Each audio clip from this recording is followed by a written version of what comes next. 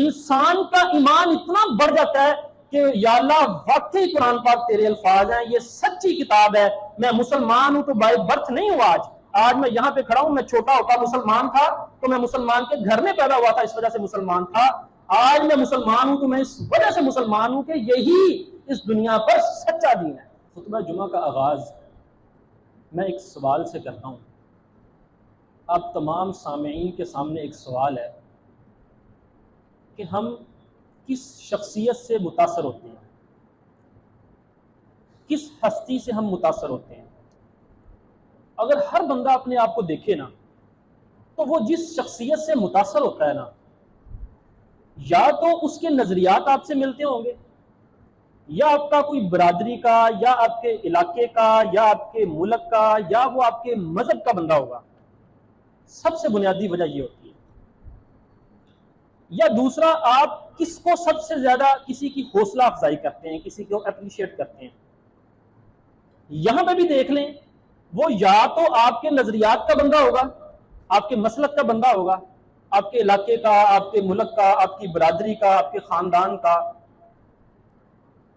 یہ فطرت ہے، جب بھی ہمارے نظریات، ہمارے عقائد کسی کے ساتھ ٹکراتے ہیں، چاہے وہ بندہ کتنا ہی عظیم کیوں نہ ہو، اس کا کام کتنا ہی بڑا کیوں نہ ہو، اس کے نام کے ساتھ، اس کے کریڈٹ پہ کتنے ہی بڑے بڑے عظیم کام کیوں نہ ہو، جیسے ہی کوئی چھوٹی سی بات ہمارے عقیدے کے ساتھ، یا ہماری کسی مسلک کے ساتھ، یا ہماری ویلیوز کے ساتھ، ہمارے اقدار کے ساتھ ٹکراتی ہے نا، تو ہم فوراً اس بندے کے سارے کاموں، ساری خدمات کو پسے پش ڈال کر اس بندے کے خلاف ہو جاتے ہیں۔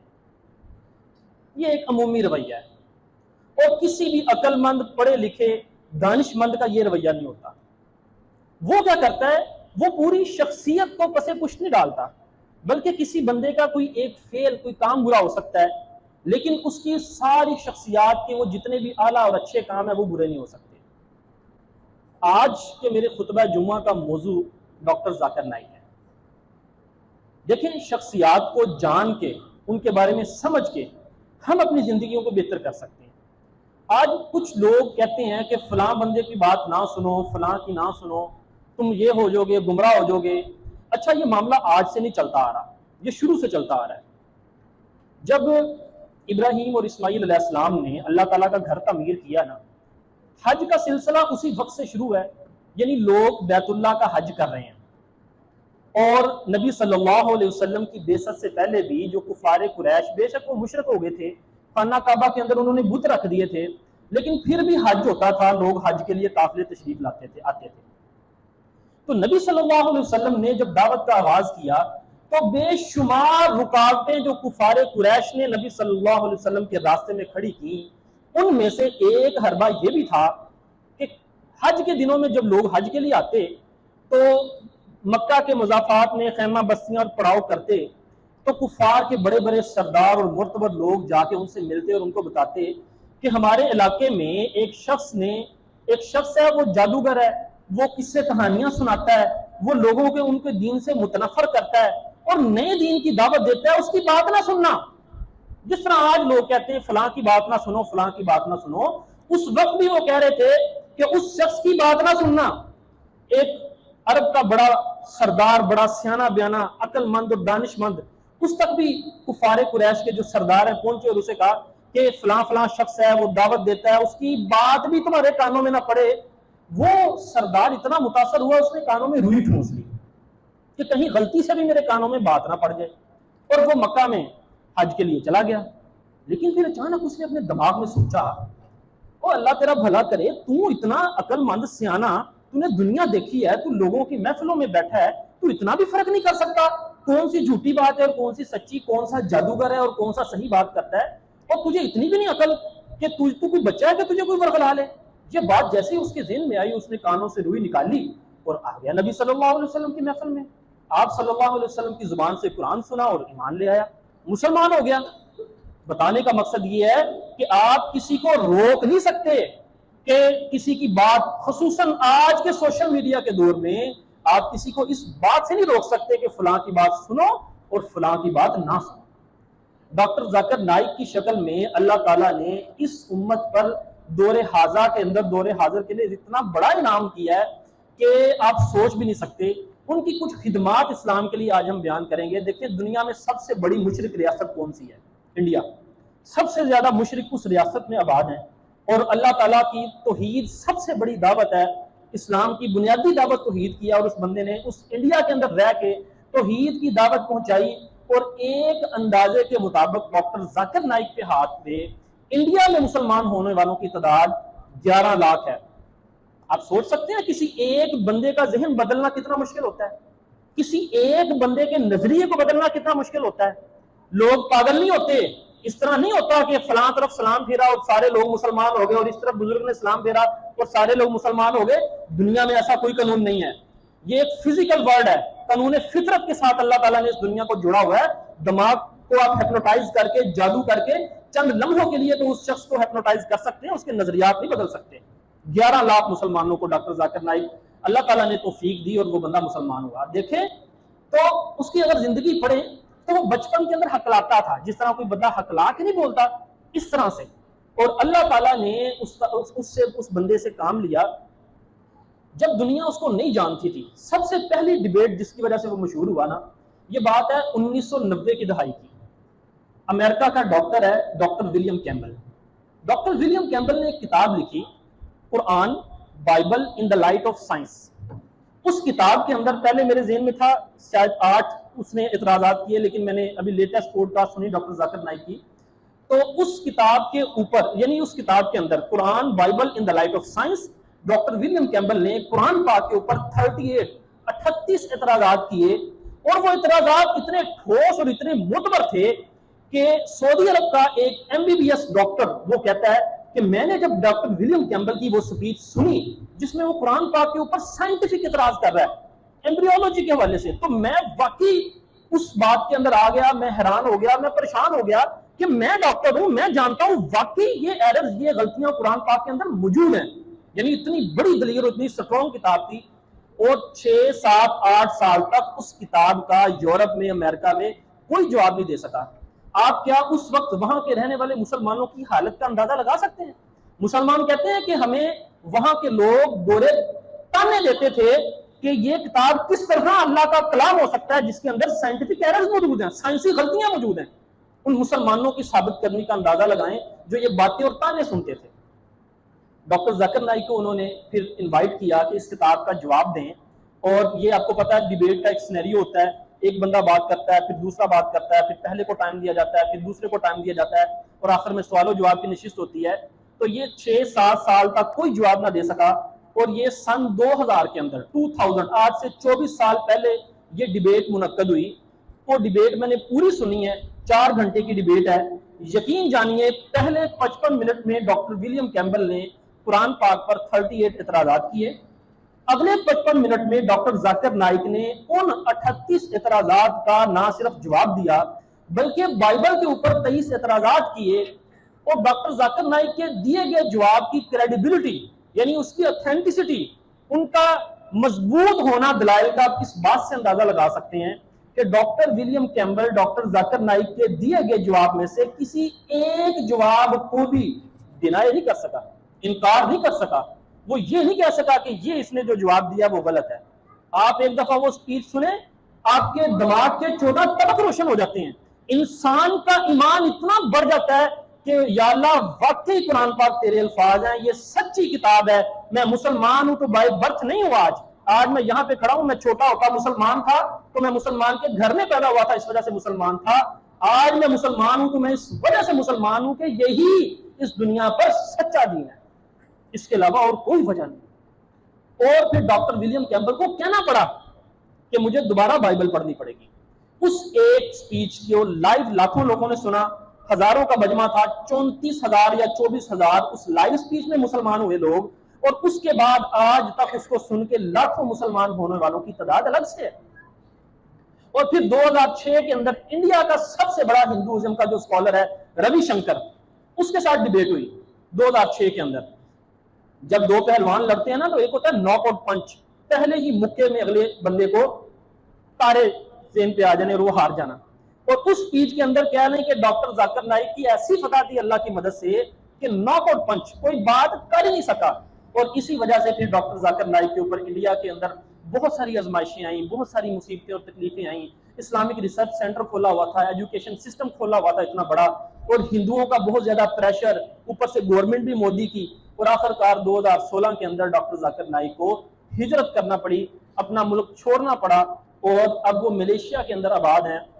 اپنا ملک چھوڑنا پڑا، اسلام کی خاطر انہوں نے ہجرت کی اور اپنا ملک چھوڑ دیا. یہ سب ڈاکٹر ذاکر نائک کو، اگر اس کے علاوہ ہم دیکھیں تو دنیا میں بے شمار ممالک ہیں جو ان کو بہت مختلف قسم کے ایوارڈ سے نواز چکے ہیں، اور بہت سارے انعامات ان کو دیے جا چکے ہیں.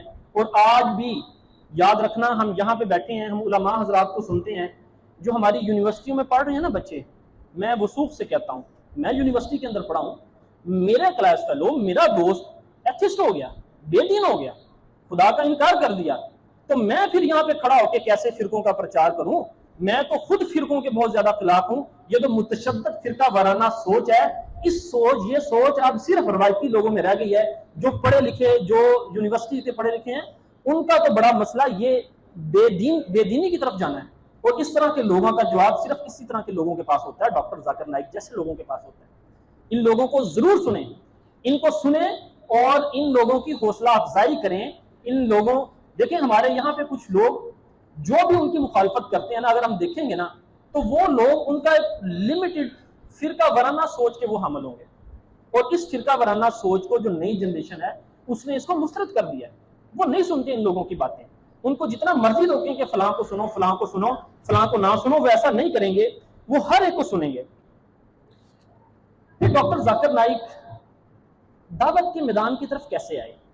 کون سی چیز تھی جس کو انہوں نے وہ دعوت کے میدان کی طرف لے کے آئی؟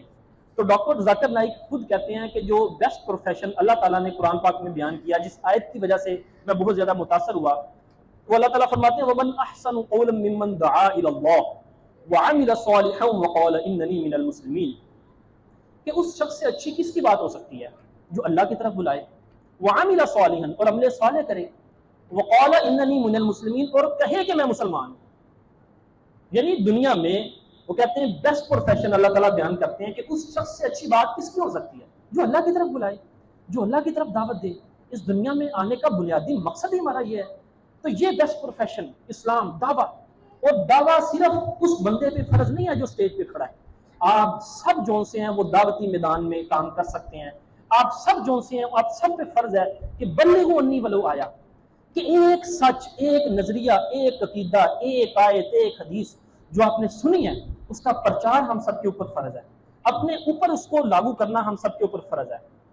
پھر ڈاکٹر ذاکر نائک 3 اصول بناتے ہیں کامیابی کے. دنیا میں بہت ساری کتابیں آپ نے پڑھی ہوں گی، کامیابی کا فلاں اصول ہے، فلاں اصول ہے، اس چیز پر عمل کریں کامیاب ہو جائیں گے، اس چیز پر عمل کریں تو تب بھی کامیاب ہو جائیں گے.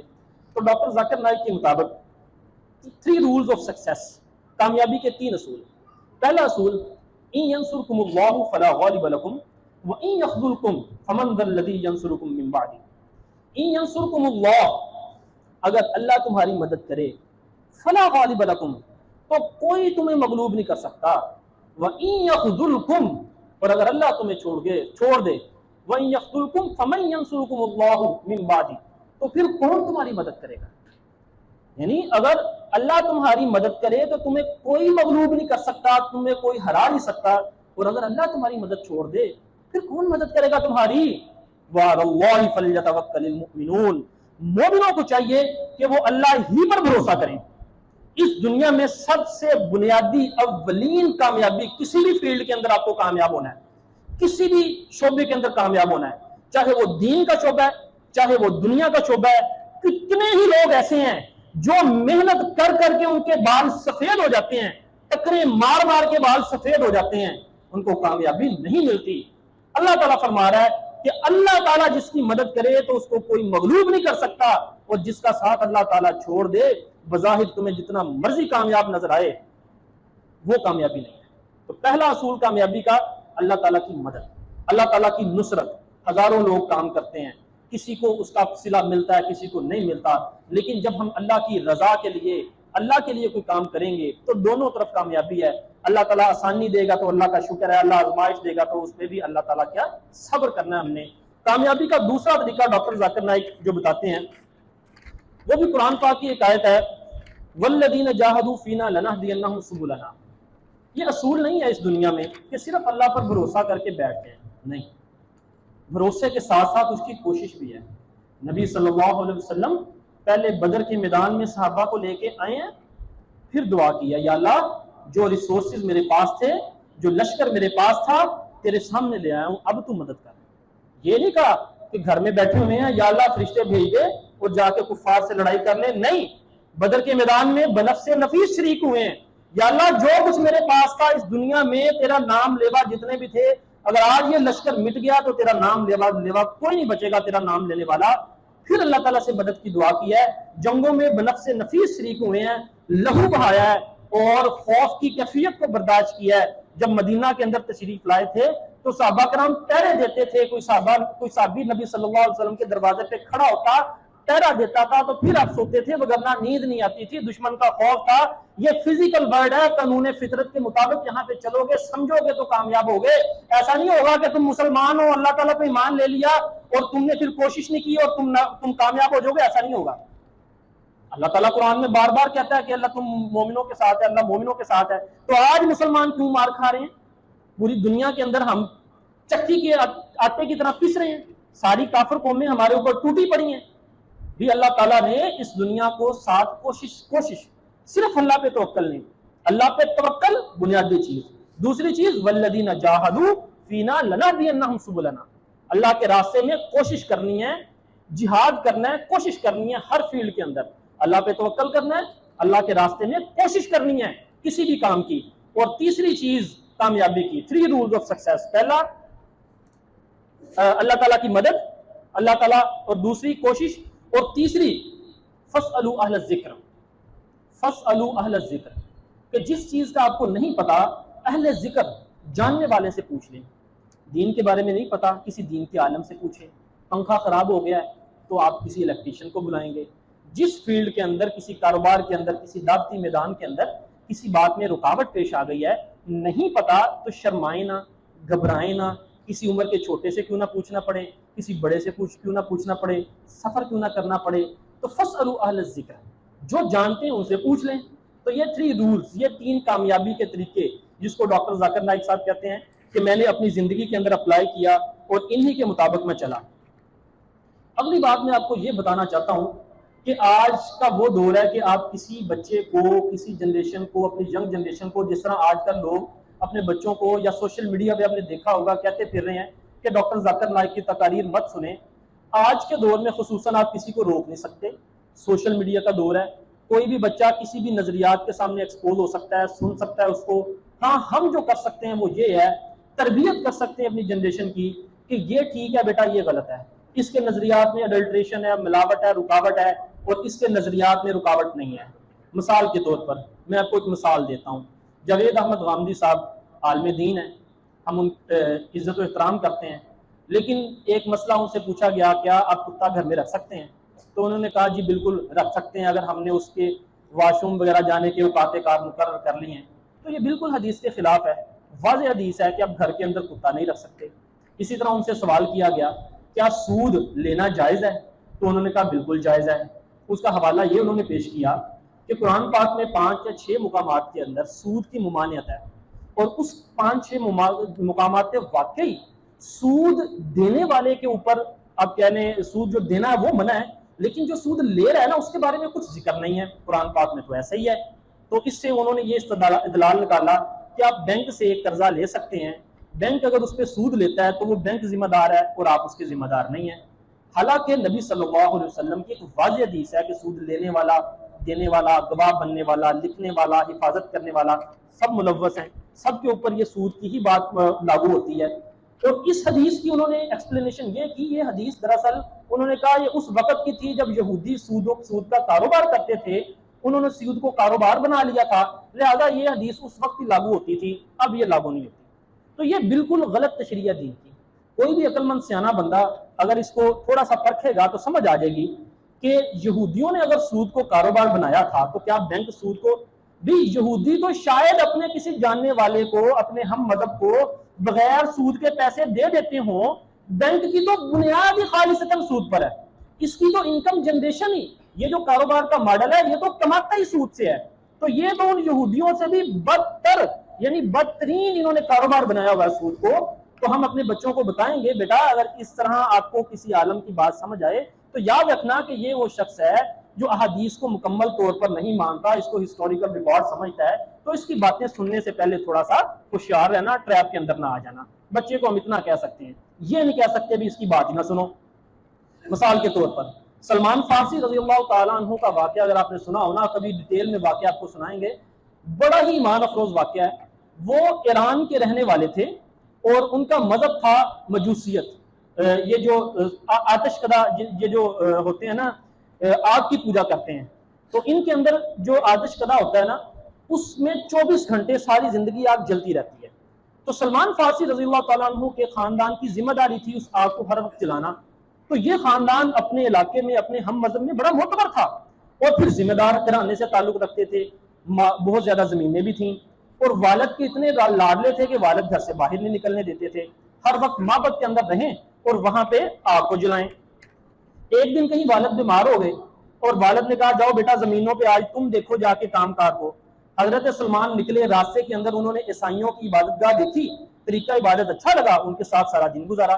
واپس آ کے اپنے والد کو بتایا، والد بڑا پریشان ہوا، ان کہنے لگا بیٹا وہ مذہب غلط ہے، ہمارا مذہب ٹھیک ہے۔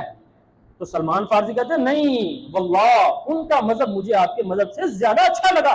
اس وقت ابھی نبی صلی اللہ علیہ وسلم کی بعثت نہیں ہوئی تھی، تو عیسائیت ہی سچا مذہب تھا۔ تو والد نے اس ڈر سے کہ کہیں یہ مذہب تبدیل نہ کر دے، ان کی طرف چلا نہ جائے، گھر میں قید کر لیا۔ تو لمبا قصہ ہے، حضرت سلمان فارسی نے پھر عیسائیوں کو پیغام بھیجا، کوئی قافلہ نکلتا ہو تو قافلے کے ساتھ وہاں سے وہ روانہ ہوئے اور اپنا گھر بار چھوڑ کے وہاں سے وہ ایران سے شام میں آ گئے۔ شام میں پھر ایک جو عیسائیوں کا عالم تھا اس کے پاس رہے، جب وہ فوت ہونے لگا تو اس نے آگے اس کو وصیت کی کہ فلاں عالم جو کہ موصل شہر میں رہتا ہے وہاں پہ چلے جائیں۔ وہ بندہ فوت ہونے لگا تو اس نے نصیحت کی کہ اب اگلا جو راہب ہے وہ نصیبین شہر ہے وہاں پہ رہتا ہے، وہاں چلے جائیں۔ نصیبین والا جو اس کا مرشد تھا کہنے وہ فوت ہونے لگا تو اس نے آگے اس کو کہا کہ اموریا کے اندر ایک شخص ہے اس کے پاس چلے جائیں۔ اموریا والا اس کا شخص اس کا مرشد فوت ہونے لگا تو اس نے بتایا بیٹا اب بات یہ ہے کہ اس دنیا پر کوئی بندہ ایسا میں نہیں جانتا جو عیسائیت پر قائم ہو، تو اب مدینہ کی سرزمین میں ایک نبی آنے والا ہے، وہ جو کالی پتھریلی کھجوروں والی سرزمین وہاں پہ نبی آنے والا ہے، اس زمین پہ چلے جاؤ۔ مدینہ میں آگے ایک یہودی کے غلام ہوئے، نبی صلی اللہ علیہ وسلم جب مکہ سے ہجرت کر کے آئے تو 3 نشانیاں بتائی تھی انہوں نے نشانیوں کو دیکھا اور ایمان لے آئے۔ قصہ بتانے کا مقصد یہ ہے کہ اس زمانے میں بھی جو لوگ دل کے اندر جب ایمان اور سچائی اور حقانیت بیٹھ جائے نا تو پھر آپ کسی کو یہ نہیں کہہ سکتے بھی فلاں کی بات مان، فلاں کی نہ مان، فلاں کی سن، فلاں کی نہ سن۔ انہوں نے اتنا لمبا سفر کیا حضرت سلمان فارسی رضی اللہ تعالیٰ عنہ نے، اور ایمان لے آئے، اسلام لے آئے، اسلام کو قبول کیا۔ تو آپ کو یہ ساری باتیں بتانے کا مقصد کیا ہے کہ ڈاکٹر ذاکر نائک کے حوالے سے ہم نے کیوں یہ بات کی؟